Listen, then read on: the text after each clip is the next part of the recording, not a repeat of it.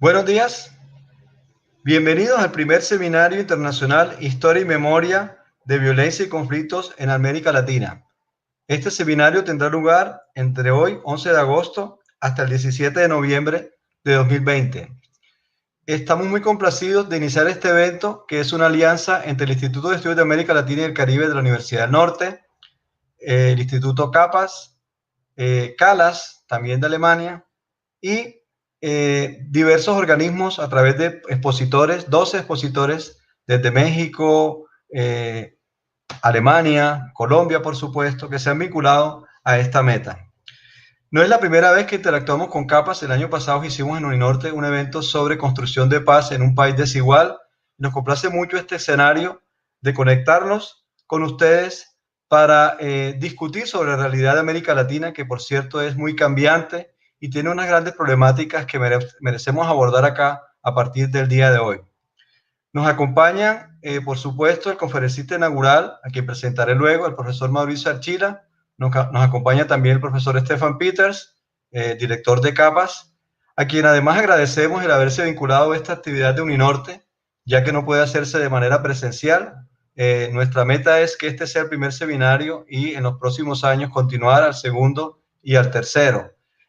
Al final de la conferencia del profesor Archila, abriremos un espacio para que ustedes se inscriban y tengamos allí la posibilidad de que los que les interese puedan tener alguna constancia de su asistencia a este seminario, al menos con un 70-80% de asistencia al seminario, les hará posible esa constancia de que estuvieron acá. La dinámica va a ser, luego de mi presentación al profesor Hatchen, luego el profesor Stefan Peters de bienvenida, dar la palabra al profesor Mauricio Archila, quien en 40-50 minutos nos va a exponer sobre, como ya sabemos, 45 años de protestas en Colombia, 1975-2019. Y luego abriremos una sesión de preguntas en la cual nos interesa mucho sus comentarios, sus apreciaciones y su participación con este muy gran expositor inaugural.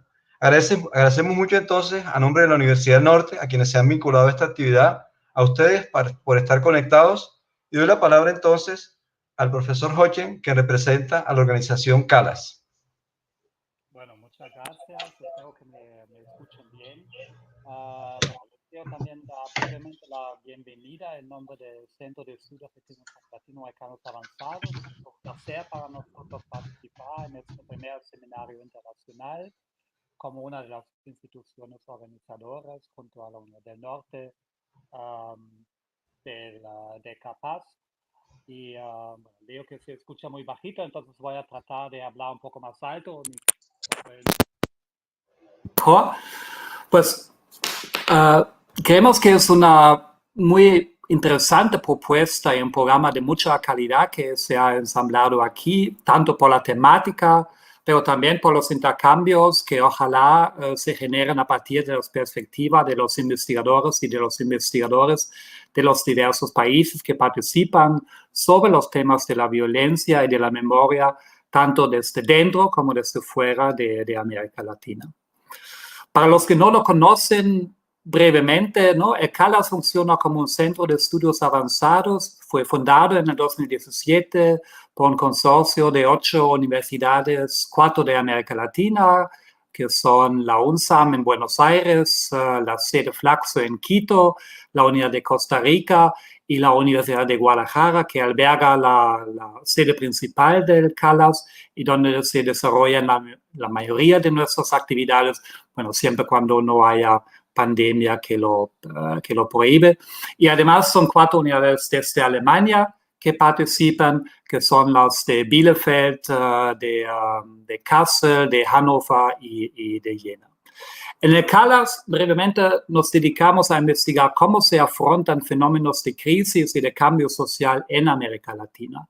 Lo hacemos desde una perspectiva trans e interdisciplinaria, integrando dimensiones históricas con la actualidad. De hecho, una de nuestras líneas de investigación se dedica específicamente al estudio de los entrelazamientos y de las transiciones entre la violencia y la paz.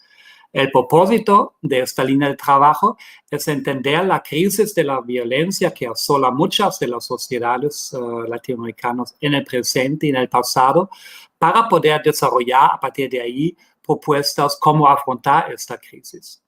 Lo hacemos a través de investigaciones de fellows que llegan a CALAS con sus temas particulares y por medio de la organización de diversas actividades de intercambio académico y de diálogo con miembros y organizaciones de la sociedad civil y del campo político.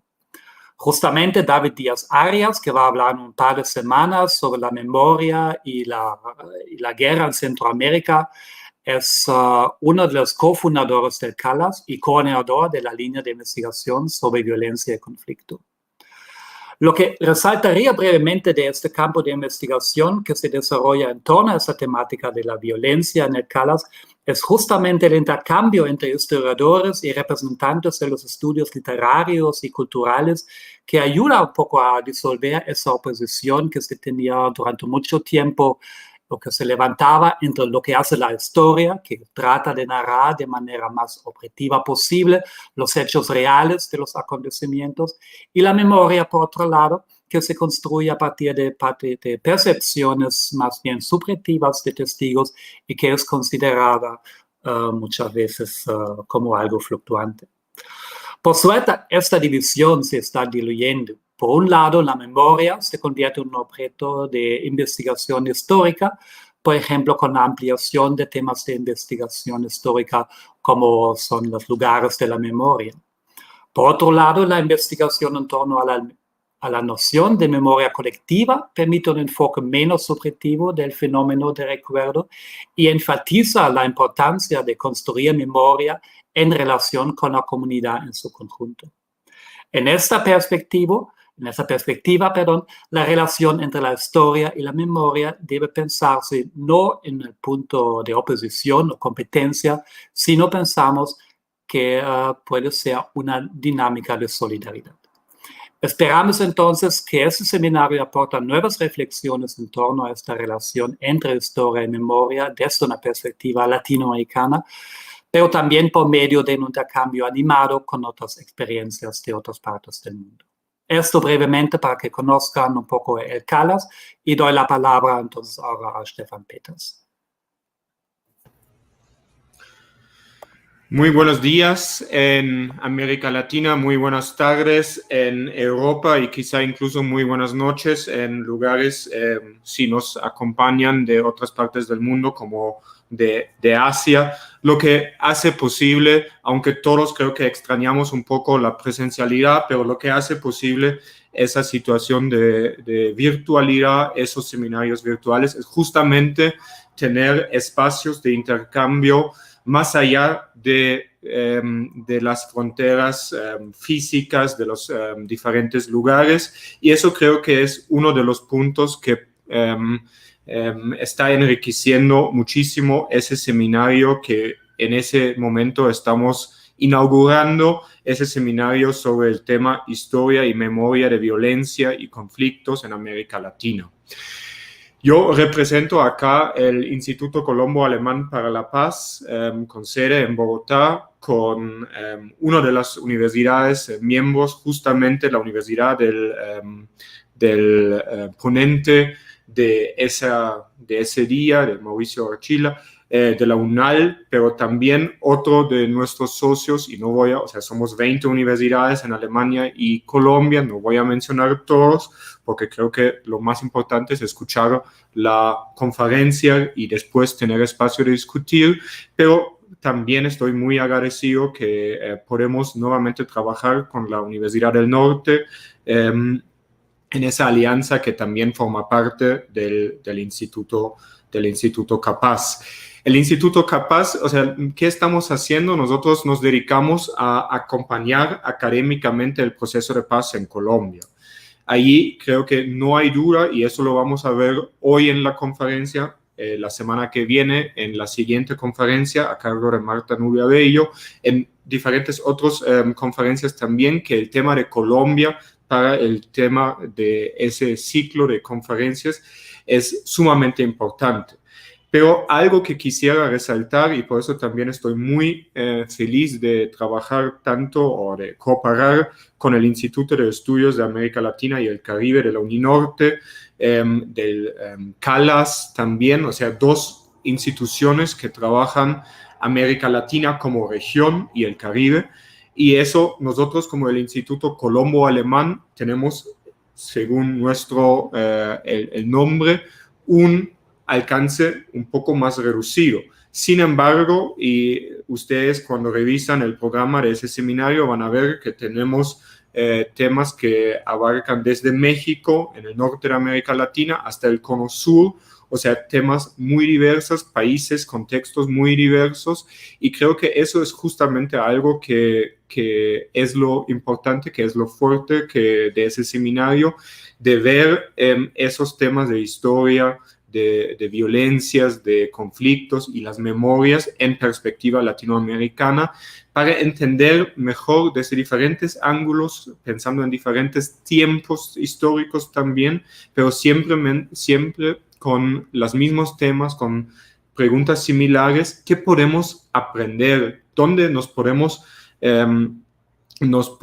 también quizá apoyar desde diferentes perspectivas para tener nuevas perspectivas sobre esos fenómenos que nos interesan y que ahí nuevamente quiero regresar al país donde nosotros trabajamos, donde yo me encuentro, a Colombia, que también nos sirva para fortalecer el proceso de paz en Colombia, el proceso de paz que tiene mucho que ver, por ejemplo, con el tema cómo afrontar el pasado, tanto desde lo jurídico como también desde lo histórico, con la Comisión para el Esclarecimiento de la Verdad, pero también con muchos otros temas que creo que son centrales para el futuro, no solamente de Colombia, sino también de América Latina, pero también para muchos otros contextos en Europa y en otras partes del mundo.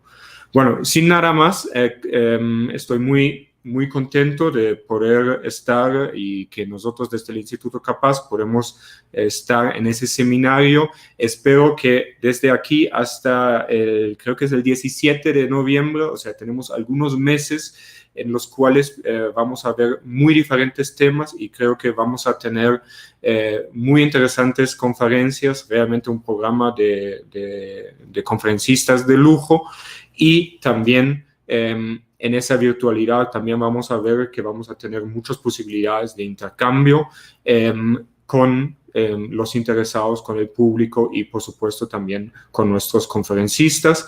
Y bueno, sin mucho más, nuevamente dando la bienvenida y dando la palabra a Roberto para que empezamos con la agenda de hoy, con la conferencia de hoy. Muchas gracias. Muchas gracias, Estefan. Quería decirles que el Instituto de Estudios de América Latina y el Caribe de la Universidad del Norte está cumpliendo 10 años y qué mejor manera de celebrarlo que contribuyendo a formar identidad y ciudadanía en América Latina y el Caribe. Damos el paso entonces a la conferencia inaugural, para la cual estamos muy complacidos de tener con nosotros al profesor, el historiador Mauricio Archila Neira, quien es profesor titular del Departamento de Historia de la Universidad Nacional de Colombia, sede de Bogotá, investigador asociado del CINEP, PhD en Historia por la Universidad del Estado de Nueva York. Es especialista en Historia Social y Contemporánea de América Latina y Colombia. Dentro de sus publicaciones se destacan Cultura de Identidad Obrera en Colombia, 1910-1945, Idas y Venidas, Vueltas y Revueltas, Protestas Sociales en Colombia, 1958-1990, otras obras colectivas como Movimientos Sociales, Estado y Democracia, 25 años de luchas sociales en Colombia, Conflictos, Poderes e Identidades en el Magdalena Medio, Una historia inconclusa, Izquierdas y Políticas Sociales en Colombia y Violencia contra el Sindicalismo. Su obra más reciente, Cuando la copa se rebosa, un trabajo colectivo, Luchas Sociales en Colombia, 1975-2015, precisamente da pie a esta conferencia. Bienvenido entonces, profesor Archila, y muchas gracias por aceptar nuestra invitación a inaugurar este seminario internacional. Bueno, buenos días. ¿Me escuchan bien? Me imagino que sí. Bueno, agradezco pues en primera instancia a Roberto la generosa presentación, la invitación al Instituto de América Latina y del Caribe de la Universidad del Norte, a Capaz y Calas de Alemania, los colegas que me han precedido en el saludo, y bueno, a todos y todas los que nos están siguiendo en esta primera sesión de este seminario, al que pues me agrada mucho poder dar la conferencia inaugural. Como ya lo señalaba Roberto, pues lo que les voy a presentar tiene que ver con una investigación que hemos venido adelantando en el CINEP, en el grupo de movimientos sociales, sobre las tendencias de las luchas sociales a partir de una base de datos que tiene esa institución, digamos que única en el país, aunque pues ha habido otros intentos, que tiene registros desde 1975 hasta el presente. Yo le había ofrecido a Roberto el poder llegar hasta el 19, pero digamos, faltó consolidar algunos datos. Simplemente nos vamos a concentrar del 75 al 2016 y con algunas tendencias más recientes. Siguiente, por favor. Bueno, para mirar este recorrido de las protestas, de las luchas sociales en Colombia, conviene tener en cuenta algunos elementos conceptuales que hemos venido pues acuñando desde hace ya una buena trayectoria de trabajo. El primer concepto en el que se inscriben las movilizaciones sociales, las luchas sociales, las protestas, como se quieran llamar, es el gran concepto de movimientos sociales. Pues hay muchas definiciones, incluso desde los enfoques, si se quiere, más instrumentales hasta los enfoques más simbólicos, desde las lecturas que se hacen desde las democracias occidentales, América Latina, en fin. Hemos acuñado esta definición que pues recoge mucho de por lo menos lo que nosotros queremos señalar. Entonces, decimos que los movimientos sociales son acciones sociales colectivas. No toda acción colectiva tiene el rasgo de social. Esto es una definición pues, que tiene su sabor beberiano.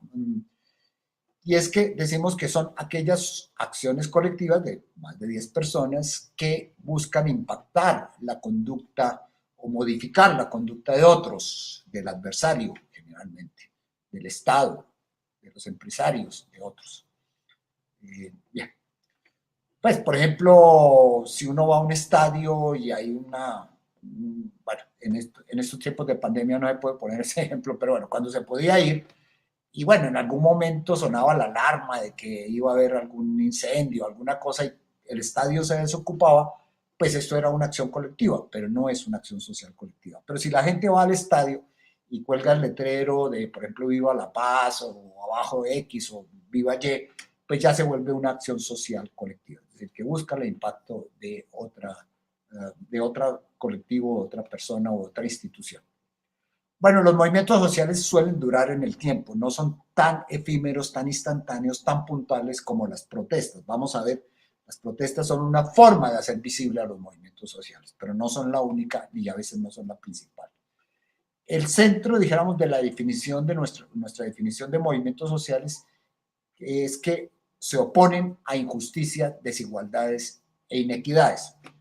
Es decir, los movimientos sociales muestran los desajustes de una sociedad. Una democracia no puede funcionar sin movimientos sociales, porque son como las alarmas, como las señales de peligro o de que el rumbo se ha ido desviando o no se está cumpliendo con este u otro compromiso en términos, por ejemplo, de las demandas de bienestar de la población. En ese sentido, los movimientos sociales no son ni buenos ni malos, per se, digamos. No son revolucionarios, per se, tampoco son reformistas. No son de izquierda ni de derecha estrictamente, aunque muchas de sus causas van a coincidir sobre todo con una gran agenda de lo que podemos llamar la izquierda en general, por la lucha por la igualdad, por la libertad, pero estrictamente no se le puede pedir a un movimiento social y no son pues realmente parte, digamos, constitutiva de la oposición que a mi juicio sigue existiendo entre izquierdas y derechas. son actores que señalan los límites de una democracia. Bien, y los movimientos sociales tienden a ser propositivas, bueno, esas acciones sociales colectivas, o sea, no se quedan solamente en la resistencia, en la contestación, aunque a veces pues ocurre eso, más en un país tan violento como Colombia, pero y sabemos, un movimiento social tiene su programa, tiene su pliego reivindicativo, tiene sus peticiones, entonces son propositivos. Se mueven en coordenadas espaciotemporales específicas. En ese sentido, pues claro, uno puede hacer comparaciones, puede decir, mire que en Europa son más fuertes los movimientos sociales, o por ejemplo en Bolivia o en Ecuador, en fin, pero estrictamente corresponde a cada espacio y a cada tiempo, ¿no es cierto? No son lo mismo los movimientos sociales de comienzos del siglo XX a los de mediados del siglo XX, incluso los de finales del siglo XX a los actuales, como no son iguales los movimientos sociales acá que en Alemania o que, digamos, en Europa o incluso que Ecuador o Bolivia. Entonces hay que ubicarlos espaciotemporalmente. Ya decíamos, expresan los desajustes de una sociedad y, pues, digamos, yo destacaría 3 elementos de lo que pueden ser la fuerza de los movimientos sociales. Está en los argumentos, en el número, o sea, cuánta gente participa, y en la forma de hacerse visible. Entre menos confrontacional sea un movimiento, va a poder ser más incluyente. Con esto no quiero decir que, que todo el destino de un movimiento social será pues volverse poco confrontacional. Dijéramos que el movimiento social, y ya lo vamos a ver ahora con la protesta, es una forma de participación ciudadana distinta de la electoral. A veces se cruzan los movimientos sociales con la agenda electoral, pero suelen tener dinámicas distintas. El movimiento social responde mucho más a la lógica reivindicativa social del conjunto de la sociedad. Los movimientos políticos pues responden a toda una dinámica de construcción de poder, etc. Entonces, con esto quiero decir que la fuerza del movimiento social está en los argumentos, en las reivindicaciones, en el número, entre más participen, mucho más fuerte va a ser, y en la forma. Pero con esto no quiero señalar que la agenda del movimiento social sea siempre, entre comillas, poco confrontacional, cuando es precisamente parte del mundo participativo ciudadano, de la acción directa, distinta de la acción electoral. Siguiente, por favor. El otro concepto, y vamos entrando ya cada vez más en materia, son las luchas sociales o la movilización social o la protesta. Bueno, de entrada decimos que no todo lo que se mueve es movilización social, ni todo lo que se mueve es movimiento social. Últimamente, pues hace unos años para acá, muchos colectivos ciudadanos quieren legitimarse diciendo somos movimiento social. Y bueno, en Colombia, por fortuna, no existe, dijéramos, una superintendencia de movimientos sociales que diga qué es y qué no es. Ni menos yo, pues como investigador, me voy a, pues, darme ese privilegio, entre comillas, de señalar qué es o qué no es un movimiento social.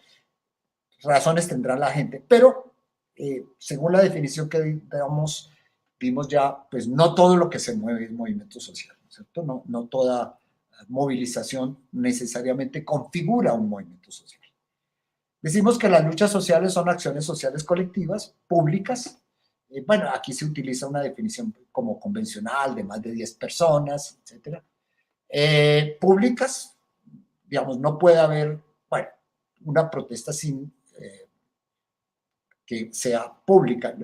Puede ser en el espacio virtual, pero sobre todo vamos a ver en el espacio físico, aunque nuevamente en estos tiempos de pandemia se ha vuelto muy complicado pensar en las movilizaciones, digamos, callejeras, pero de todas formas lo público sigue siendo su carácter. Por ejemplo, los cacerolazos, así se hagan desde la casa y no esté uno, pues, en la calle, hombro a hombro, pues son acciones colectivas y públicas. Bueno, exigen de sus participantes inversiones organizativas y emocionales. Esto es algo que la literatura reciente lo va señalando. una protesta, una lucha, una movilización no se improvisa, tiene que estar precedida, digamos, de toda una serie de formas organizativas y, bueno, costos de todo tipo. Demandan visibilidad y escucha. Bueno, la gente busca hacerse visible, especialmente a través de los grandes medios de comunicación, pero también a través de los medios propios y últimamente las redes, y todo esto sirve mucho de visibilidad. Expresan demandas o reivindicaciones en esferas públicas, ya lo hemos dicho. Advierten la existencia de redes de conflicto en los que están inmersos sus participantes. Normalmente las protestas, las luchas, como los movimientos, hacen parte de una gran red de organizaciones y de luchas. Y plantean la reconstrucción de vínculos sociales en medio de la diferencia. O sea, los movimientos sociales, y sobre todo muy recientemente, van a reclamar la heterogeneidad, aunque a veces tratan de ser homogéneos dentro de ellos mismos, en su interior, pero van a reclamar el derecho a la diferencia de género, a la diferencia de opción sexual, a la diferencia étnica, a la diferencia racial, a la diferencia generacional y otras. Bueno. Y en términos metodológicos, ya les decía, la fuente de esta presentación es la base de datos de luchas sociales del CINEP, que tiene información desde 1975 hasta tiempos recientes, aunque en los últimos meses y años no esté consolidada y no pueda ofrecer del todo esa información. Siguiente. Bien, ya hecha la presentación de los elementos conceptuales, entonces podemos pasar a mirar grosso modo la trayectoria de las luchas sociales. Esta sí es hasta el 19, este fue el único dato que alcancé a tener más actualizado. Antes de mirarlo, es bueno tener en cuenta que lo que nosotros medimos, que es lo que se puede medir, es el número de protestas, no el número de protestatarios, no el número de participantes, que sería la estadística ideal, porque pues de pronto a veces no diga mucho que en un taller artesanal, que en una pequeña negocio, 10, 15 trabajadores hagan una huelga y que esas tenga el mismo peso de un paro del magisterio que involucra 200.000, 300.000 maestros.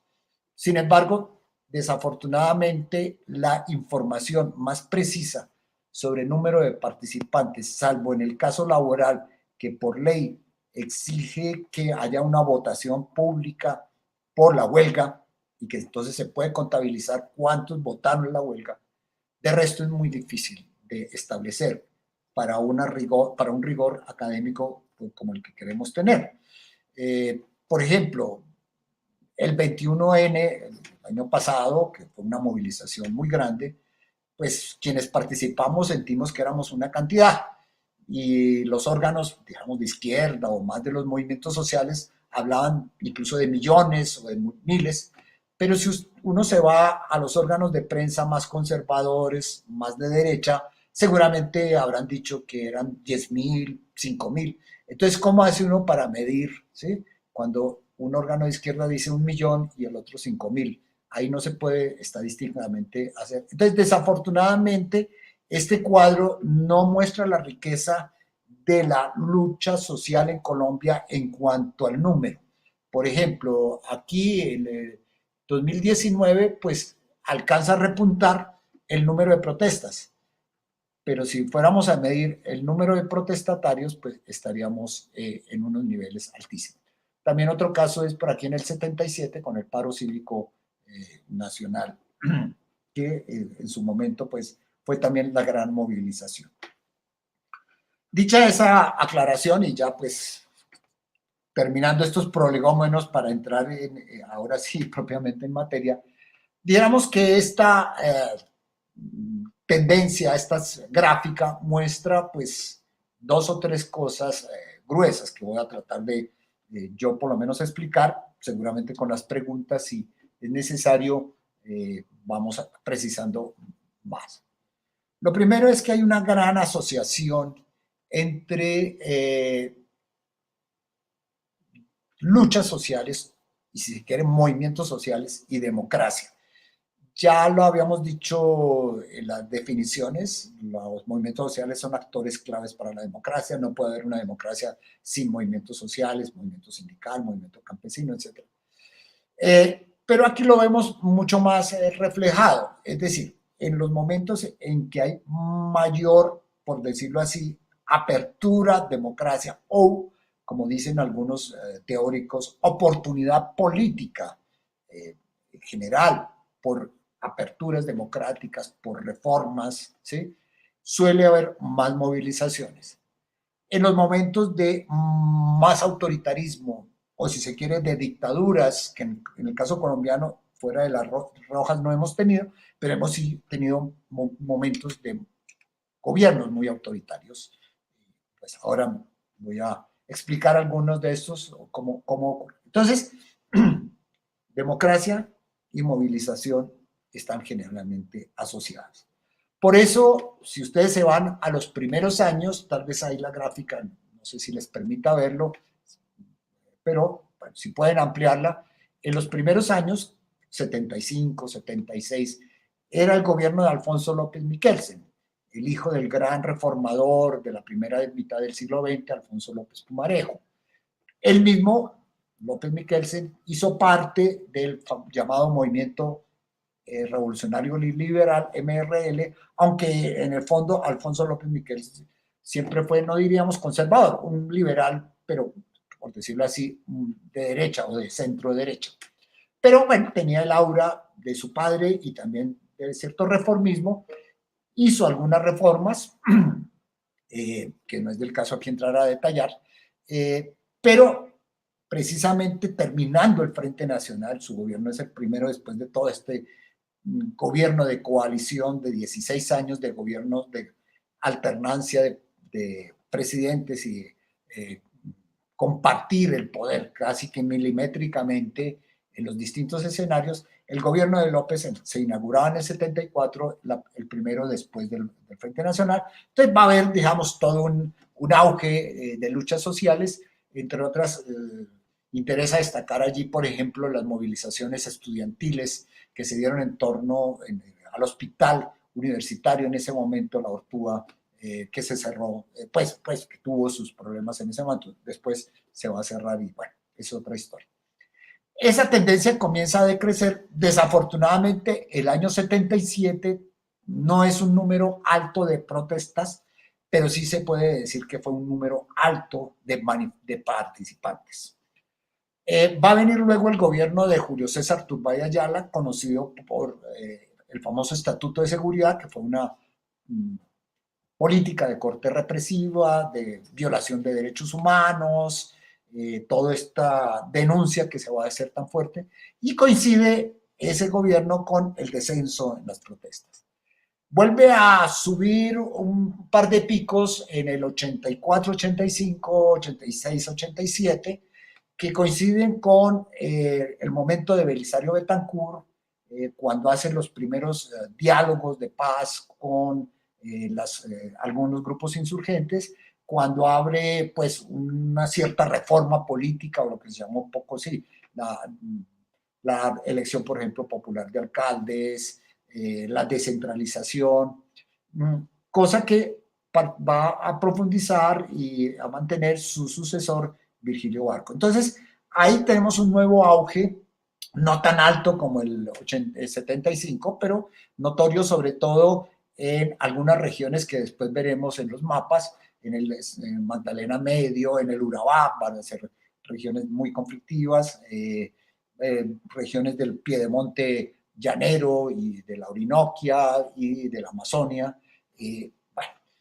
En ese momento también, fruto de los acuerdos de paz y de otras iniciativas políticas, vamos a tener expresiones de lo que llamamos una izquierda sociopolítica, como la Unión Patriótica, como A Luchar, como el Frente Popular, posteriormente la ADM-19, que van a ser unos grandes impulsores de movilizaciones, de paros, de movilizaciones campesinas, especialmente en el 86-87. Viene luego un descenso y hay un sorprendente descenso en el año 90-91, cuando según la teoría debería corresponder a todo lo que fue esa iniciativa de la Asamblea Constituyente, debería corresponder una gran movilización ciudadana. Sin embargo, pues no la encontramos reflejada allí, posiblemente porque muchos de los actores sociales, de los dirigentes, o estaban participando directamente en la Asamblea Constituyente o estaban pues movilizando, digamos, sus esfuerzos, todos sus aportes para que quedara consignado en la nueva Constitución que se expide en el 91. Es también un momento en que hay una desmovilización, pues uno de los primeros momentos fuertes de desmovilización de los algunos grupos insurgentes, M19, EPL, Quintín Lame, PRT, y luego la Corriente de Renovación Socialista un par de años después. Bueno, en los años 90 es un descenso muy pronunciado, también digo yo, sorprende, sobre todo también con el gobierno de Samper, que pretendía pues, tener alguna agenda reformista, aunque sabemos que el gobierno de Samper tuvo que defenderse pues, por la famosa acusación del proceso 8000, de la entrada de dineros del narcotráfico a su campaña. Entonces, pues todo lo que era el plan reformista de Samper se quedó pospuesto, pues porque él tuvo que defenderse durante todo ese tiempo. Vuelve a subir el pico en el año 99 cuando sube al poder Andrés Pastrana, quien pues no era propiamente un presidente de corte, llamémoslo reformista, aunque va a iniciar diálogos en el Caguán con las FARC. Y entonces vamos encontrando una segunda como coincidencia curiosa, y es que hay ciertos momentos de gran movilización con apertura de diálogos con la insurgencia. Hablamos del 85, 86, 87, hablamos ahora del 99 y vamos a ver el 2013 va a ser otro momento alto de movilización.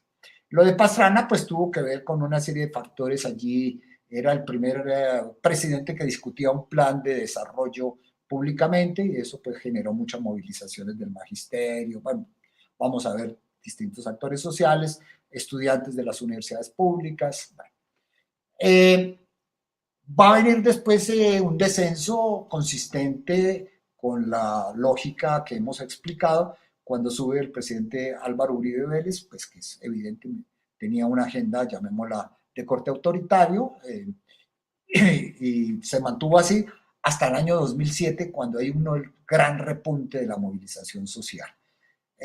Corresponde también a una articulación de distintas movilizaciones, tuvo que ver con el tema de las transferencias a los territorios, a la salud, a la educación, que movilizó mucho al magisterio, a los sectores de la salud, también a las universidades públicas, porque les exigía aportar de sus recursos propios para el pago de pensiones, lo cual pues las iba a llevar más rápido a la quiebra, están muy quebradas, pero eso iba a acelerar mucho más eso. Y sobre todo va a haber una gran movilización de las víctimas del conflicto armado, especialmente de mujeres víctimas. Entonces, bueno, eso como los grandes actores que obran en el pico de 2007. Vuelve y baja. En 2011, 2010, 11, vamos a ver el fenómeno de la MANE, una gran lucha estudiantil que revive otros gestas que se dieron en el pasado.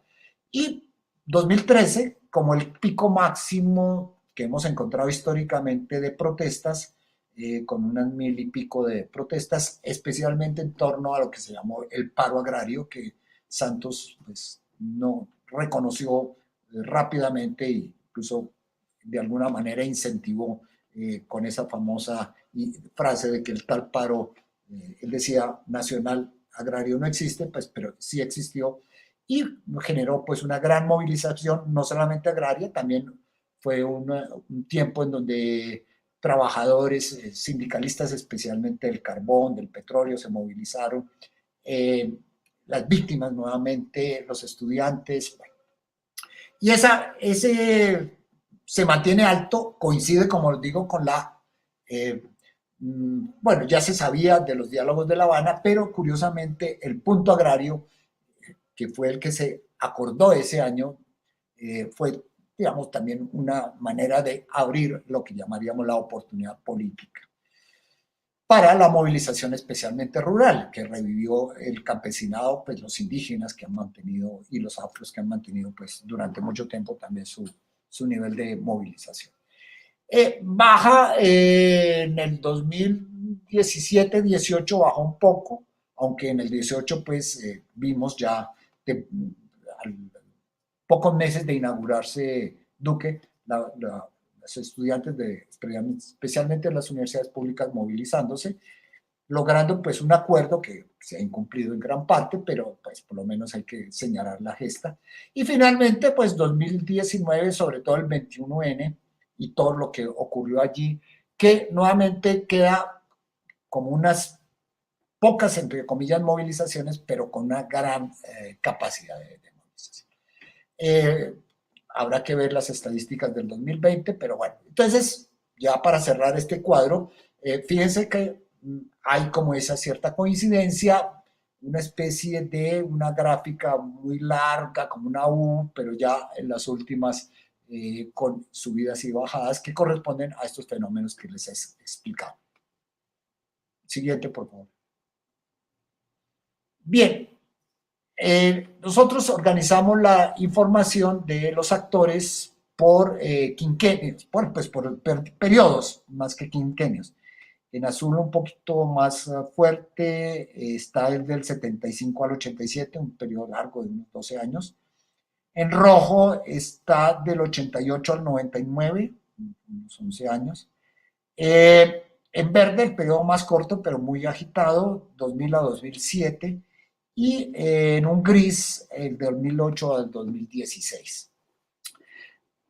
Bueno, no es del caso entrar en muchos aspectos metodológicos, el tiempo no nos da, pero nosotros tratamos de agrupar a los protagonistas de las protestas en actores que se definen mucho por su identidad, como proclaman su identidad, como la captan los medios también, y por el tipo de reivindicaciones. Por ejemplo, lo tengo que aclarar porque muchas veces no se entiende. Allí tenemos un actor, que en este caso será una actriz o una actora, pues, mujeres y población LGBTI. Está casi de antepenúltima. Ustedes ven un nivel bajitico de protesta, entonces la gente dirá, pero ¿cómo? ¿Las mujeres no protestan? Claro que sí.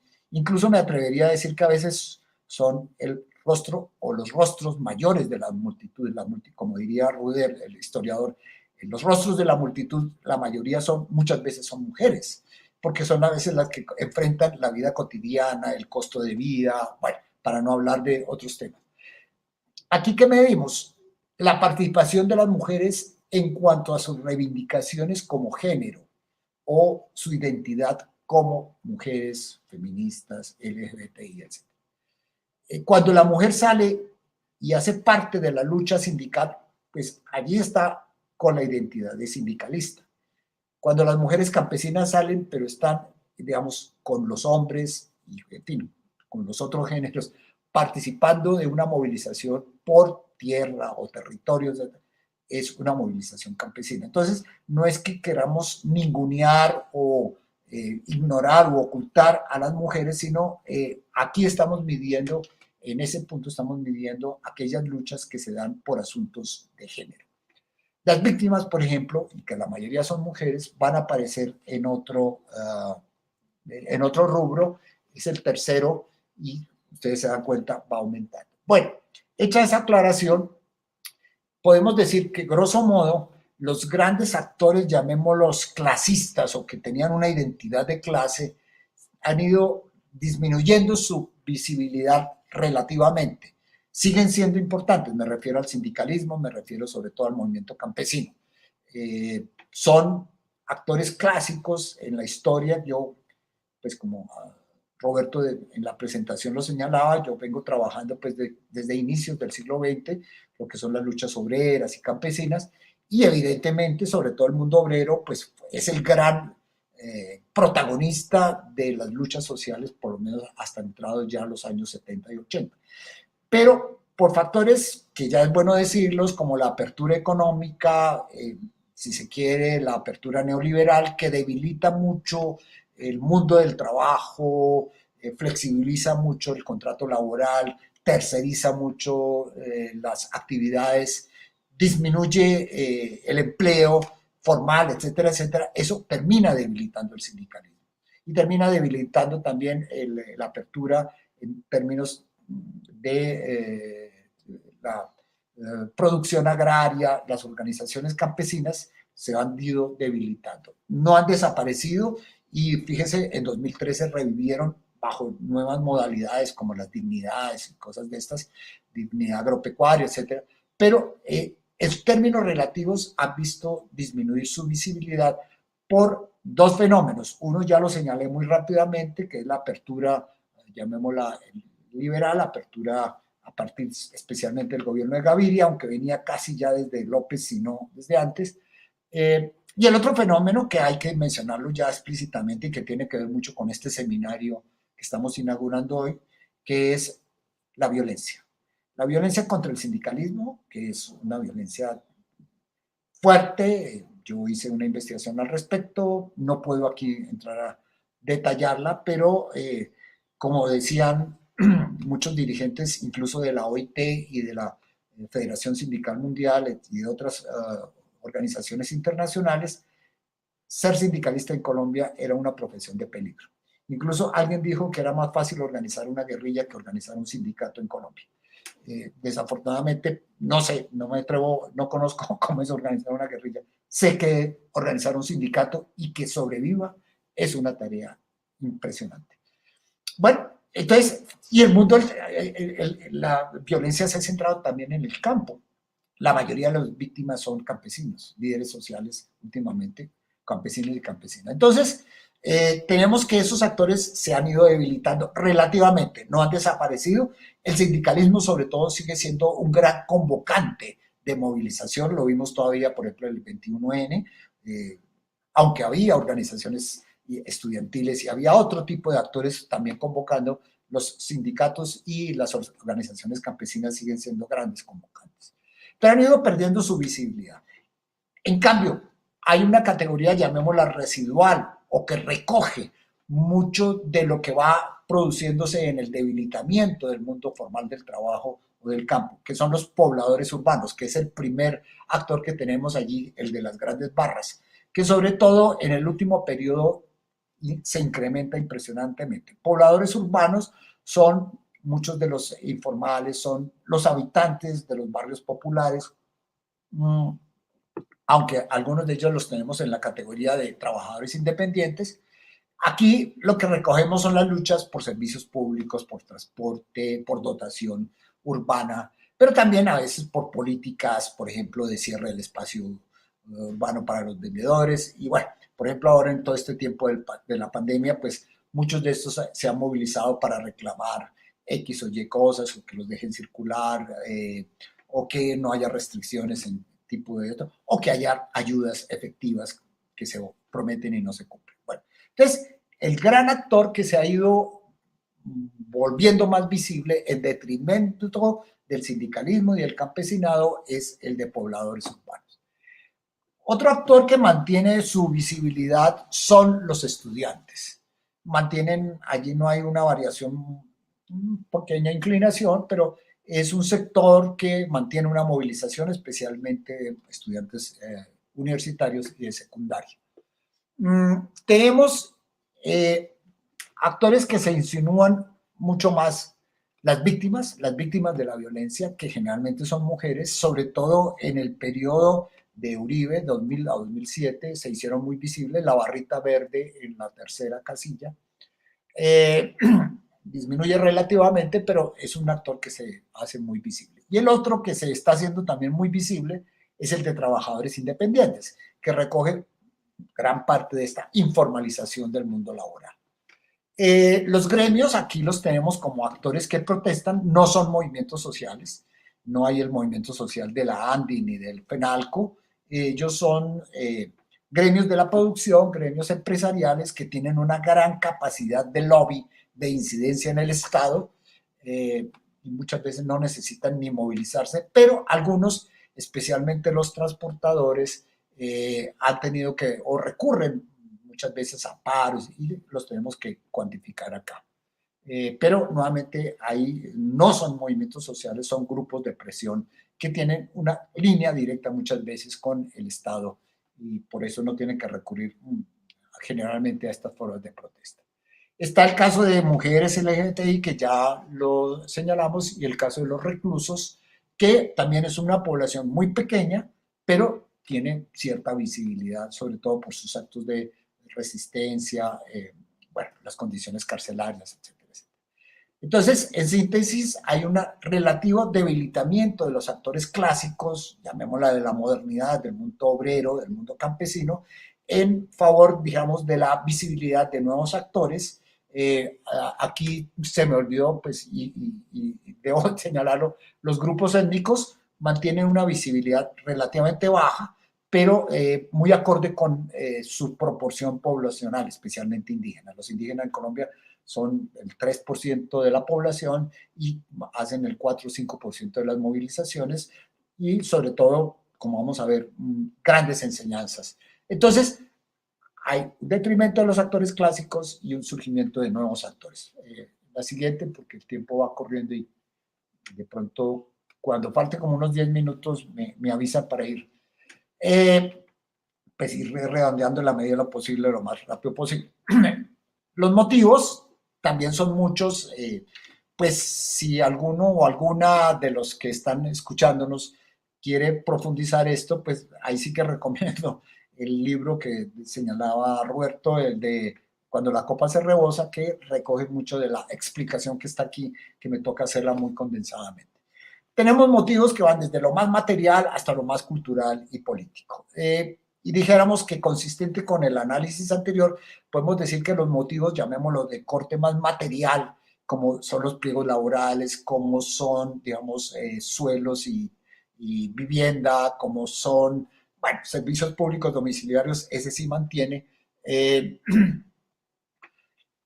Esos se han ido debilitando también relativamente, en favor, por decirlo así, o en pro de una mayor visibilidad de motivos más políticos y culturales. Los derechos humanos, por ejemplo, son están como en la mitad, derechos son muy visibles, especialmente en el periodo verde, del 2000 al 2007. Los motivos políticos se hacen muy visibles también en el último periodo, es la penúltima casilla, el gris. Los incumplimientos es otro motivo muy fuerte. El Estado generalmente es muy incumplido, históricamente lo ha sido, y particularmente, digamos, este último gobierno, aunque ya aquí no se ve reflejado, ha caído en incumplimiento no solamente de los acuerdos de paz, tema que también será muy trabajado en este seminario, sino a veces en acuerdos que se hacen con, por ejemplo, la población chocuana, que hizo un paro en tiempos recientes, o Buenaventura, o la minga indígena, o con los campesinos, perdón, o con los estudiantes. Se hacen acuerdos y después se violan los acuerdos, o incluso a veces se violan las leyes, las disposiciones legales. Entonces, esos motivos, fíjense, se terminan convirtiendo en los grandes factores de movilización. Ahora, tierra y vivienda comenzó siendo muy fuerte, venía, digamos, de toda la herencia de reforma agraria, intentos de reforma agraria, y por eso la barra azul es tan fuerte. El primer periodo desciende relativamente, va a seguir siendo un motivo fuerte, sobre todo en los indígenas y en ciertos sectores afros y campesinos, pero ya no es tan fuerte como en su primer momento. Lo mismo los pliegos laborales, que en su momento pues pudieron ser algo muy destacado, también desciende. Los motivos ambientales son motivos que comienzan a hacerse más visibles. La solidaridad, pues desafortunadamente va disminuyendo, y luego también las conmemoraciones. Bueno, aquí nuevamente hay que decir algo, y es que no es que Colombia haya solucionado ya las necesidades materiales, las carencias de tierra, de infraestructura. Fíjese que de todas formas los servicios públicos domiciliarios e infraestructura siguen siendo altos, y lo mismo un poco los servicios sociales, educación y salud. O sea, Colombia no ha resuelto sus problemas de necesidades básicas, pero la dinámica de la guerra, la dinámica del conflicto ha hecho que otros factores adquieran prioridad, más visibilidad, como el tema de derechos humanos, como el tema de las políticas. Siguiente, por favor. Ok, en términos de adversarios, ahí voy a ser más rápido. Básicamente podemos decir que el grueso de la movilización se dirige al Estado como antagonista, que no necesariamente enemigo. Pero, sí, el antagonista, bueno, eso es toda una literatura que, entre otras, un politólogo alemán desarrolló mucho, Carl Schmitt. Al enemigo yo no le reconozco un estatus similar al mío. Yo al enemigo lo considero más abajo y por eso lo puedo destruir. Bueno, muchas veces el Estado asume que los movimientos sociales son su enemigo, con aquella lógica de Guerra Fría que en Colombia todavía existe, sobre todo en ciertos sectores de derecha, pero también habrá que decir que de extrema izquierda siguen pensando todavía en que la Unión Soviética, como dijo por ahí una senadora, todavía existe y cosas de estas. Digamos, los movimientos sociales no ven por lo común al Estado como su enemigo, sino como su adversario, su antagonista. Incluso le piden, le reclaman. Ahora, algunos lo hacen y cada vez con más vehemencia y con más radicalidad. Y puede ser que generen una transformación, incluso revolucionaria, pero en primer momento los movimientos sociales no buscan tumbar el Estado. Puede ser que con el desarrollo de la movilización, como ocurrió a veces, por ejemplo, en Bolivia, en Ecuador, pueda darse, o como ocurrió en las grandes revoluciones rusas, China, cubana, etc. Pero bueno, cierro ese paréntesis para decir que el grueso de la movilización, casi que me atrevería a decir el 75-80% se dirige al Estado, especialmente al Estado central, nacional, al Ejecutivo Nacional y al municipal. Lo departamental, la instancia regional, no es tan fuerte, no es tan foco de protesta como, si ustedes se dan cuenta, la primera casilla es Ejecutivo Nacional, mantiene unos niveles altos, el departamental menos y el municipal, sobre todo en el último periodo, tiende a aumentar. Los privados, digamos los empresarios, etcétera, pues son también un gran antagonista, un 15-20%, pero el grueso está en el Estado. Los grupos irregulares, especialmente en la época de los paramilitares, eran también adversarios. La guerrilla también lo ha sido. En algunas regiones se ha movilizado la gente contra la guerrilla, pues contra acciones de la guerrilla, pero generalmente era contra los paramilitares. Las Fuerzas Armadas y la policía, curiosamente, no han sido muy adversarios, casi que uno diría que a veces ese trabajo sucio lo hicieron los paramilitares, y pues las Fuerzas Armadas de pronto no fueron tan antagonizadas, pero lo ha sido en algún momento.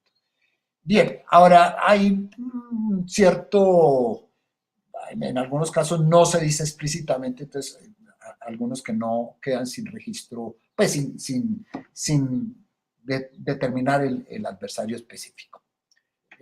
Bueno, esto muestra, siguiente, va mostrando que de alguna manera la lucha social se toca mucho con instancias estatales, lo cual de alguna forma sugeriría una cierta politización en el sentido amplio, no en el sentido electorero o electoral, sino en el sentido de lo político, de lo público, de la interacción con el Estado. Bueno, en cuanto a modalidades, esta ya es la penúltima, no presentación, vienen otras, pero categoría que vamos a trabajar. Digamos que la agenda clásica, el paro, la huelga, que es la primera que está a su mano izquierda, es la gran herencia del movimiento obrero. La huelga, pues, que lo heredaron los cívicos, los estudiantes, los campesinos, tiende a disminuir relativamente. Cada vez es más costoso hacer un paro, cada vez es más costoso hacer una huelga. En cambio, por decirlo así, las movilizaciones, las protestas, las interrupciones puntuales, digamos, en los espacios públicos, pues terminan siendo cada vez más visibles. Pero curiosamente, los bloqueos de vías, que es la segunda categoría que tenemos ahí, la segunda variable, categoría, los bloqueos de vía tienden a aumentar. Incluso en el último periodo están por encima de los paros y otras modalidades. como si la forma menos contenciosa, que es la protesta callejera, que es la movilización, el mitin, con una muy contenciosa, que es el bloqueo de vías, coexistieran. Muchas veces como que, y sobre todo en el mundo agrario, el mundo campesino, tienen que bloquear vías los campesinos, a veces los pobladores urbanos, para hacerse visibles, porque, pues, digamos, a través del paro o a través de la movilización no lo logran. Y bueno, de todas formas, bueno, la toma de identidades sigue siendo algo visible. Las recuperaciones o invasiones de suelos y de tierras, pues que fueron tan visibles en los años 70, han ido disminuyendo, pero siguen siendo un factor muy fuerte de movilización, especialmente en el mundo indígena. Bueno, hay una categoría allí que se llama disturbios, que son las formas más contenciosas, que curiosamente, fíjense, no ocupan un gran número, y esto pues para mostrar que la gran mayoría de las protestas no ocurren en términos, digamos, de eso que la gran prensa llama a veces la violencia.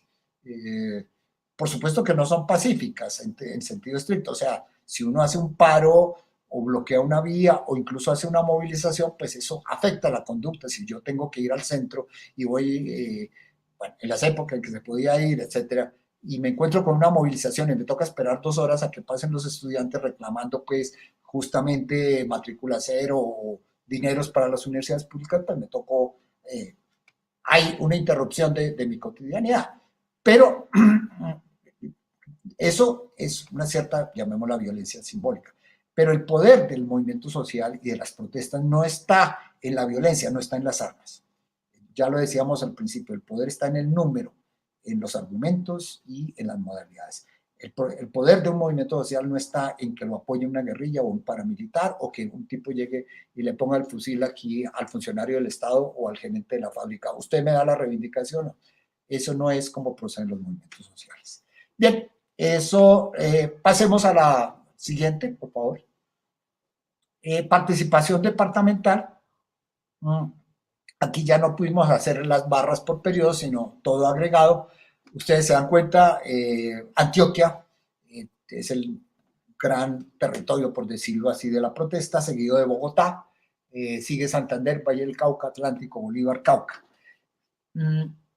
Ya llama la atención 2 cosas. Por un lado, obviamente que hay un factor poblacional o, si se quiere, demográfico por detrás. Entre más población haya, pues más protestas va a haber. Y de alguna manera, pues estamos tratando de construir como una especie de tasa de participación por número de habitantes, que daría una cifra un poco más cercana, pero bueno, salta a la vista pues que Antioquia no es tan poblada. Bogotá tiene mucho más población que Antioquia, sin embargo Antioquia tiene más protestas. Vamos a tratar de explicar eso. Bogotá, por supuesto, concentra mucha de la protesta de la ciudad y todo, pero también mucha gente viene y hace sus reclamos en la plaza de Bolívar contra el presidente, contra el Congreso, etc. Sigue Santander, que no es el tercer departamento en población. El tercero es Valle del Cauca. Sin embargo, Santander está por encima.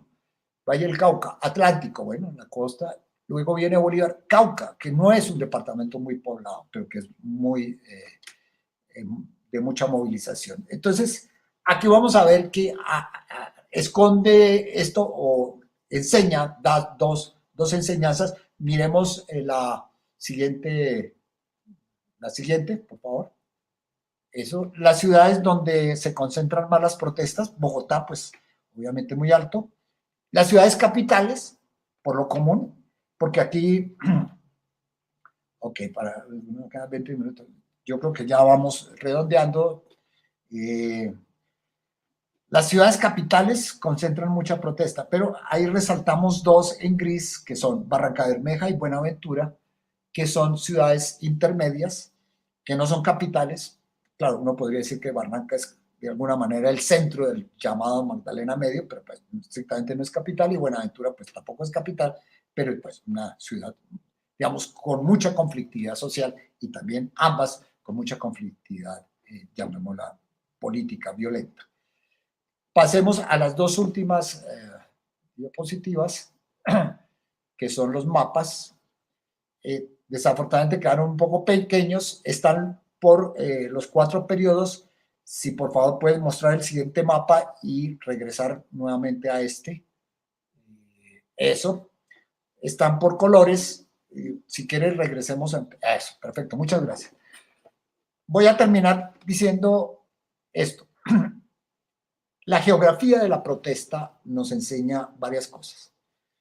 Por un lado, muy grosso modo, podríamos decir que la protesta en Colombia responde como a 2 lógicas que coexisten, que se traslapan, por decirlo así. Una, digamos, que corresponde a lo que podemos llamar la agenda clásica de los movimientos sociales. Y es que donde hay más concentración de recursos, de capitales en el amplio sentido de la palabra, si Bourdieu me lo permite, hablar de capital no solamente económico, sino capital educativo, capital cultural, para no hablar de esa categoría tan discutible, capital humano, capital social organizativo. Es decir, aquellas regiones y áreas que concentran más recursos económicos, culturales, organizativos, tienden a ser, obviamente, lugares de más protesta. La protesta, ya pues no puedo explayarme aquí, pero desde incluso mis lecturas como historiador, desde E.P. Thompson, desde Hobsbawm, que tengo aquí atrás, recordando su último libro, que iba la revolución sobre América Latina, desde los historiadores marxistas británicos y otros, y pues, en fin, muchos politólogos y sociólogos, han señalado que la protesta no es espasmódica, la protesta responde e involucra elementos culturales, emotivos, ¿sí? No es una reacción como los perros de Pavlov, ¿sí? Que le dan un estímulo y la gente reacciona, no. Suele ser racional, pero también emocional. Entonces, involucra elementos culturales. Por eso, digamos, los que protestan no son los más pobres de los pobres, no son los habitantes de la calle, no son los mendigos los que más protestan. Tampoco van a decir que los ricos, pues por supuesto, no, casi no protestan, pues. Si lo hacen en los clubes privados con una botellita o con un traguito de whisky. Los que suelen protestar son incluso muchas de las capas medias, sectores asalariados, campesinos, minifundistas, ¿sí? Que tienen un cierto acceso a elementos culturales que puede contrastar, ¿sí? Con el pasado o con otros sectores. La protesta no es un acto animalesco, no es un acto irracional, es un acto profundamente humano y social, en el límite, cuando la copa se rebosa. Bueno, entonces hay una primera gran explicación que nos permite entender por qué Bogotá, por ejemplo, por qué Medellín, por qué Cali, por qué Barranquilla, ¿sí? Por qué hasta cierto punto Bermeja, Bucaramanga. Esas ciudades, las grandes ciudades, concentran mucha protesta. Pero, y ahí sí puedes, por favor, puedes mostrar la siguiente gráfica. Hay otra explicación que se traslapa y es lo que llamamos el círculo vicioso de la tragedia o de la historia colombiana, ¿no es cierto? A la que creo que se le dedicará mucho en este seminario. Y es el círculo vicioso de protesta, violencia, represión, más protesta, más represión, más violencia. ¿Qué ocurre?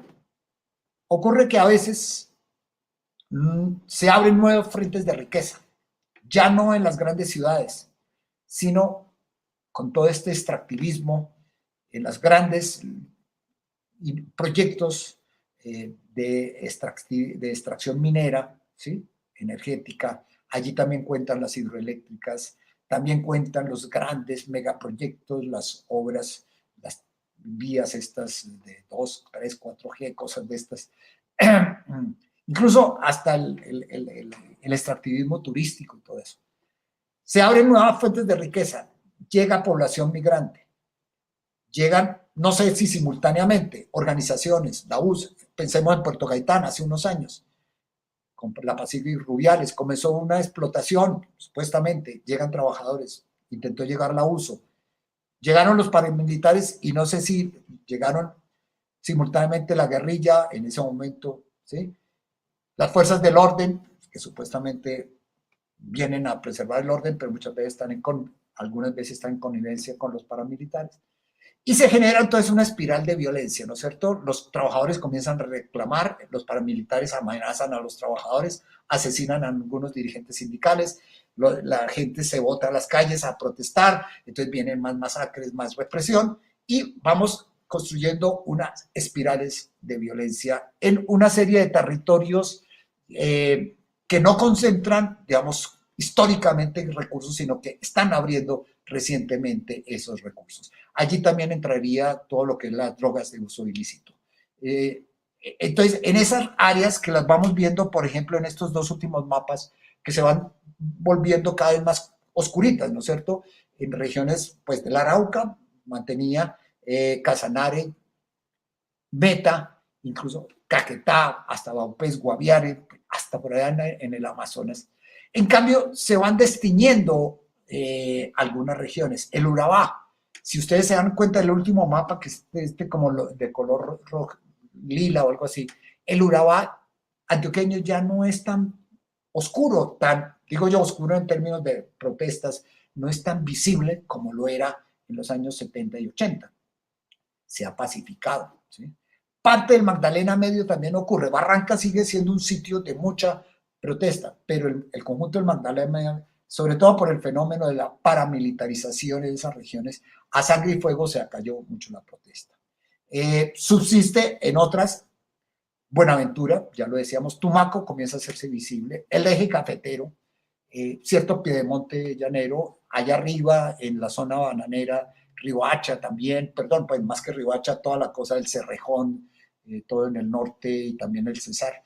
Es decir, entonces, y ya termino, tenemos la articulación o la coexistencia de la agenda clásica de los movimientos sociales, que es a más concentración de recursos de todo tipo, más protesta, con la agenda que podríamos llamar típico del extractivismo tercermundista y más en el caso colombiano, y es la espiral de violencia con la apertura de nuevas fuentes de riqueza. Entonces, eso da dinámica, muestra la dinámica, pues que en el momento de la verdad se mezclan en los mapas, pero que corresponden como a dos lógicas distintas y que espero en este seminario con posteriores conferencias, sobre todo esta segunda que llamamos agenda o esta espiral de violencia que ha generado pues todo este conflicto armado que pensábamos con mucha ilusión que se iba a ir superando, pero que desafortunadamente ha continuado y que pues todo esfuerzo que hagamos en este sentido, como el que está haciendo este seminario, es bienvenido, como lo están haciendo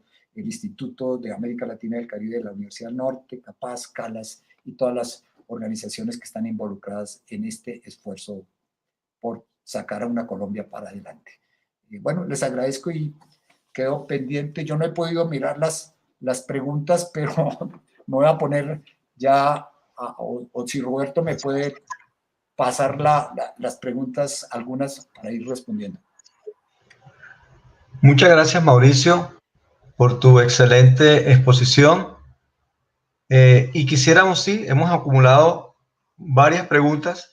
Quisiera comenzar por una de Stefan Peters, y es, a tu juicio, ¿qué tan latinoamericana es Colombia? Es decir, en estas coyunturas de las movilizaciones sociales, ¿tienen dinámicas similares en otros países de la región? Un poco haciendo alusión a las luchas sociales en Colombia versus otros países de América Latina. Mientras vas pensando, hay una segunda pregunta. ¿Cómo están analizando hoy la movilización social virtual? Es decir, que se produce a través de las redes sociales. Por ejemplo, el caso de la protesta o paro virtual del magisterio.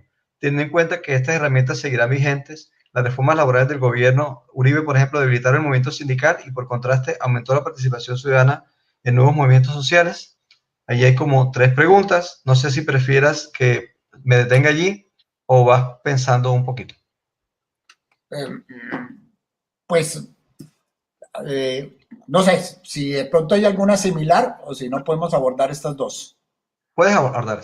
Bueno, gracias. Gracias, Stephen. Y a la otra persona que hizo la pregunta.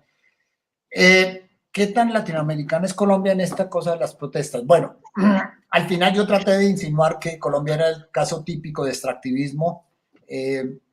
Entonces, Colombia sí, somos parte de América Latina, por fortuna, a pesar de que a veces nos dicen que somos el Caín de América Latina, sobre todo, bueno, la época de las Malvinas, y cuando Colombia apoyó a Gran Bretaña, el único país de América Latina, y todo, cuando hubo todos estos gobiernos progresistas que en América Latina, que aquí nosotros teníamos a Uribe Vélez, pues el antagonista de estos.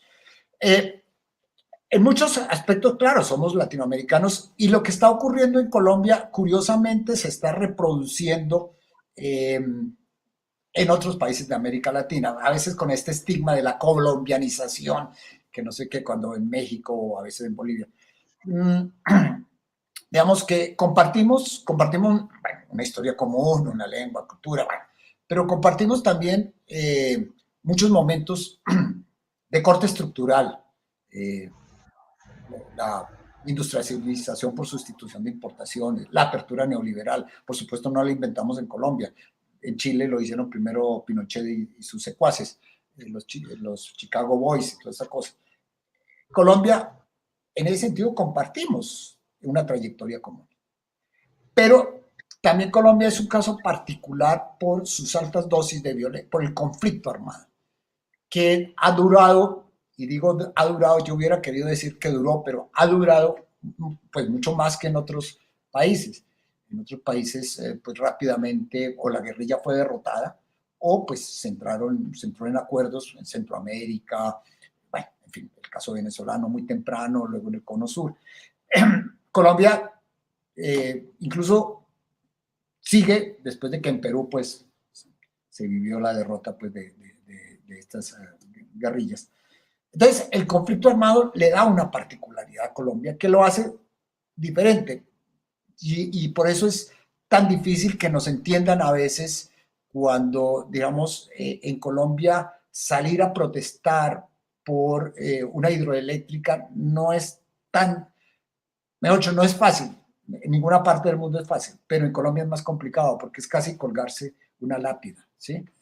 Aquí, y lo sabemos, yo no traje aquí, pero pues cotidianamente nos van dando los reportes de los 500, 600 líderes sociales que desde el 2016 han asesinado, los 100 y pico, casi 200 desmovilizados. Entonces, evidentemente eso hace que Colombia sea, digamos, excepcional siendo parte de América Latina. Y bueno, muy rápidamente, el auge de finales del año pasado hizo parte, dentro de condiciones propias, de un auge latinoamericano. Y por supuesto, pues somos latinoamericanos y heredamos muchas tradiciones, heredamos y también transmitimos, por ejemplo, pues el performance tan impresionante de las mujeres chilenas llegó acá, pues, pero también en otras partes.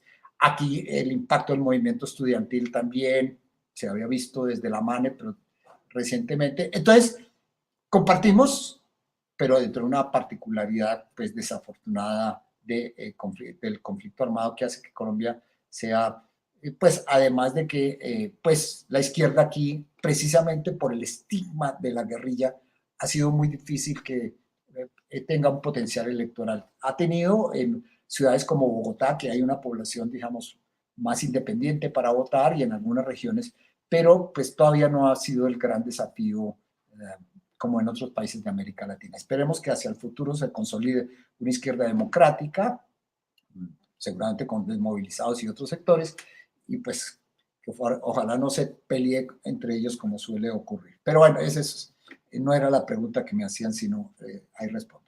¿Y cómo se ve lo de la movilización virtual? Bueno, dos respuestas. Por un lado, somos clásicos, pues el equipo de CINEP, mi persona, en considerar con Castells y otros, y Charles Steele y todo, que la protesta implica la presencia en escenarios, espacios públicos, espacios físicos. En principio, que las redes lo que hacen son una gran convocatoria y una gran difusión, pero que en sí, digamos, la protesta virtual, por ahora no la consideramos como una típica protesta. Ahora, en estos tiempos de pandemia, por supuesto, y de cuarentena, pues sí, hay, no sé si llamarla movilización virtual, hasta ahora no la considerábamos sino como un instrumento al favor de la protesta física. Creo que tendremos que pensarlo, sobre todo cuando el magisterio tiene que recurrir a estas formas. Habrá que verlo. En este momento nosotros todavía no lo cuantificamos, además porque es muy difícil de cuantificar cuánta gente entra. Bueno, nunca sabemos cuánta gente totalmente, pero quiénes participan en estos tutelatones o en twitteratones o que entremos y mandemos mensajes. A veces es muy difícil o colgarse en una red o reproducir un mensaje. Pues muchas veces uno manda un personaje de estos de extrema derecha un tweet y uno le parece tan escandaloso y lo reproduce y eso, todo el mundo dice, uy, ¿qué difusión tuvo eso? Pues uno debería pensar 2 veces antes de difundir esos mensajes. En síntesis, hasta ahora, pero creo que eso nos pone a reflexionar, hasta ahora hemos tenido como una agenda muy clásica en la que en las grandes redes y los grandes medios audiovisuales y virtuales no contaban como tales, como protestas, sino hacíamos referencia a la presencia física. Los consideramos como convocantes y difusores. Pero pues con el tiempo creo que vamos a tener que considerar eso y la medida que la pandemia se demore va a ser más posible que se presenten este tipo de actos. Muchas gracias, Mauricio. Otra pregunta. El Acuerdo de Paz de La Habana generó muchas expectativas en el país respecto a la ampliación de los espacios para los movimientos sociales y la movilización social, pero pareciera que ha sucedido todo lo contrario con el aumento creciente de asesinatos a líderes sociales. ¿Cómo explicas tú esta situación? Ya. ¿Habría otra pregunta o con esa ya tenemos? Hay otra pregunta que dice que ¿cuál es el balance que se puede hacer de los logros más significativos en términos de las reivindicaciones alcanzadas por los movimientos sociales a partir de sus protestas? Ok. Bueno, muy bien.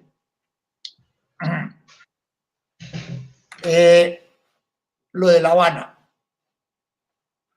Bueno, hay que decir que sí generó mucha expectativa y que creo que sí hubo algún resultado. Yo no soy tan pesimista.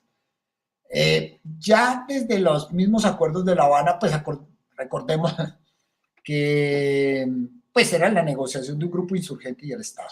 ¿Sí? Claro, los movimientos sociales quisieron hacerse presentes y algunos fueron convocados, organizaciones de víctimas, a última hora llamaron, por ejemplo, también a organizaciones étnicas, mujeres, bueno, sí, sindicalistas estuvieron allá y todo, pero no fue una negociación de la sociedad civil, sino fue una negociación de un grupo insurgente con el Estado. Llegaron a unos acuerdos y yo en principio los defiendo y voté positivamente a pesar de que perdimos. Pero hay, incluso en los mismos acuerdos, en el punto de participación política, había unas cosas que ya el mismo gobierno de Santos comenzó a incumplir. Hay que decir que Santos, en fin,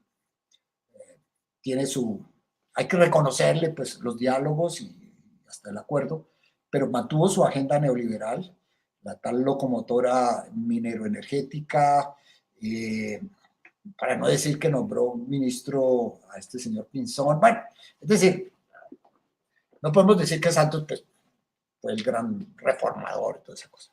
Firmó un acuerdo de paz, pero él mismo comenzó a incumplir, hay que decir eso. Y, por ejemplo, en el punto de participación política y social, pues había toda una estrategia que incluso ONGs como Viva la Ciudadanía, como Foro Nacional por Colombia, por el CINEP, que fueron convocados por los mismos acuerdos de La Habana, a hacer unos foros similares a los que adelantó antes Naciones Unidas con la Nacional, para recoger inquietudes y formular una ley estatutaria sobre la participación social y los movimientos sociales y la protesta. Eso se quedó ahí. Se hizo todo el ejercicio participativo, hicimos encuentros locales, regionales, se hizo todo, incluso hay un articulado y se quedó ahí.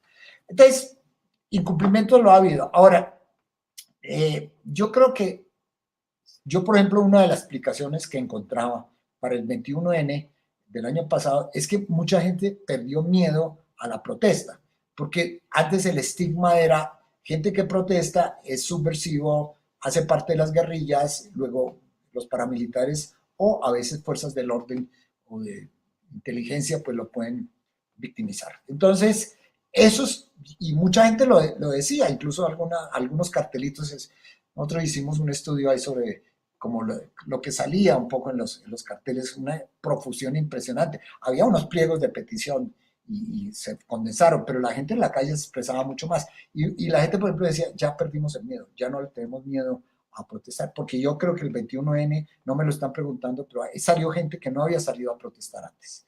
Incluso gente que votó en contra de los acuerdos de paz salió. Incluso creo que hubo gente, no sé si propiamente del corazón uribista, pero por lo menos que votaron por Duque, que se dejaron seducir o que le tuvieron miedo a Petro, algunos que salieron a protestar el año pasado. Ahora, sí, el acuerdo de paz insinuaba esas posibilidades, pero decimos, ya Santos comenzó a incumplir y definitivamente, y no lo digo yo, lo dice Duque, pues lo dijo, va a hacer trizos el acuerdo, lo ha hecho, intentaba hacerlo.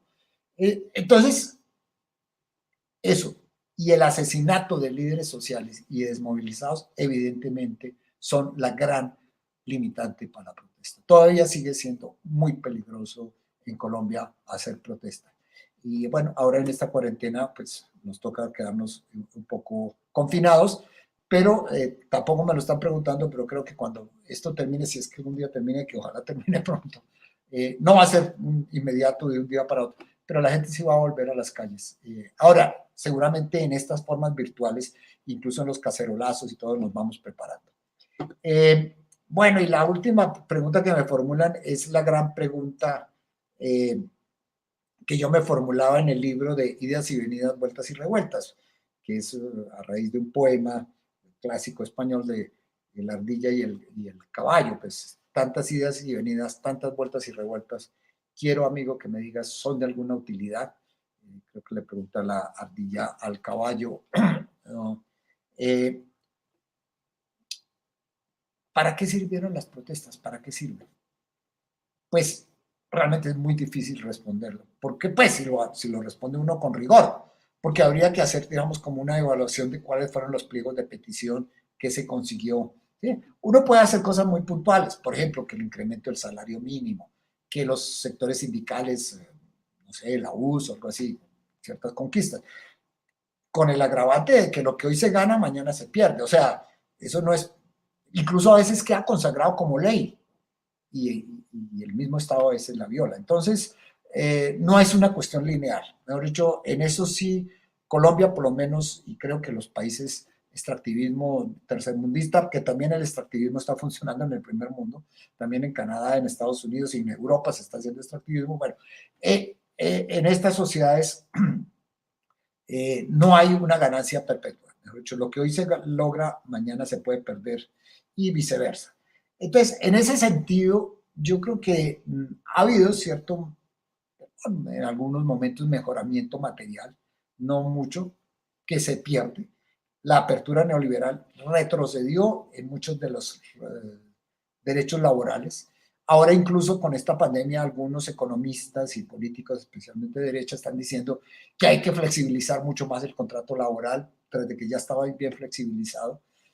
O sea, acabar de debilitar el sindicalismo, que ya está en el 4% de la tasa de sindicalización, cuando tuvimos un 16% en los años del frente, en los años 60. Se le está debilitando al máximo. Pero hay cosas que se han logrado. Yo diría que sobre todo una cierta consolidación democrática de ciertos actores y ciertos movimientos que a pesar de la violencia, a pesar de la represión, porque también hay que decir que el SMAT está interviniendo prácticamente en los últimos conflictos fuertes y entra muchas veces tumbando y capando, digamos, con una fuerte dosis de violencia, a veces asesinando, pero incluso a veces sin necesidad de eso, recurriendo pues a la fuerza bruta. Por eso muchos sectores de la ciudadanía están reclamando por lo menos una, si no un reemplazo, por lo menos una reestructuración. Pero bueno, el tema es que sí hay una cierta conciencia ciudadana. La gente ya no se deja golpear, pues por lo menos como antes, ya no traga entero. ya no come callado. Y creo que hay una cierta conciencia ciudadana. Lo nota uno muy fuerte, por ejemplo, en el feminismo. O sea, sigue habiendo feminicidios, sigue habiendo violencia de género, pero cada vez las mujeres, y bueno, ahí está el famoso performance que se vivió muy fuertemente, pero no solo eso, ¿no es cierto? La cuestión de género, la cuestión étnica también, los indígenas, los afros, los negros, ya no están agachando la cabeza como antes, sí, mi amito, sí, mande usted, no, digamos, la servidumbre, la esclavitud, creo que se va rompiendo. Ok, entonces eso era un poco lo que tendríamos que decir, pues creo que hay un balance, digamos, no muy optimista, pero esperanzador en el sentido de que hay una ciudadanía que cada vez es más consciente, por decirlo así, de sus derechos, que no está dispuesto a comer callado tan fácilmente, pero obviamente tenemos en este momento unos gobiernos de una extrema derecha que incentivan. La policía, yo no voy a demonizar la policía debería ser un órgano, digamos, incluso en el caso colombiano, ahí sí que nos salimos un poco, está muy militarizada, pero debería ser un órgano civil como en muchas sociedades. En el caso colombiano, pues con la lógica de la Guerra Fría, se ha mantenido, digamos, como una animadversión hacia los movimientos sociales. Hay que ver a veces cómo cogen a estos pobres estudiantes, hombres y mujeres, o a veces a los habitantes de calle o alguna cosa, y los garrotean y toda esa cosa. Entonces, digamos que sí, la represión y la violencia sobre todo son factores muy peligrosos, y que el neoliberalismo sigue, porque aquí en Colombia, pues la izquierda es muy débil, los sindicatos se ha tratado de torcerle un poco esto, y en la pandemia en algún momento hubo la idea de que iba a ser más solidario y todo eso, pero ahí seguimos sufriendo la apertura neoliberal y la violencia. Pero creo que hay un brote de esperanza allí, en que hay una nueva ciudadanía que es cada vez más consciente y no se deja golpear tan fuerte, no traga entero. Bueno, pues no sé, creo que ya con esto, no sé, Roberto, tú dirás. Sí, Mauricio, realmente muchas gracias por tu exhaustiva investigación. Yo incluso invitaría a los asistentes a que lean el último libro, porque allí da cuenta en detalle de esto que tú someramente hoy nos has presentado. Y por supuesto, para devolverse en el tiempo, pues además de tus libros, el archivo del cine que ha sido tan importante para entender la historia social y política colombiana.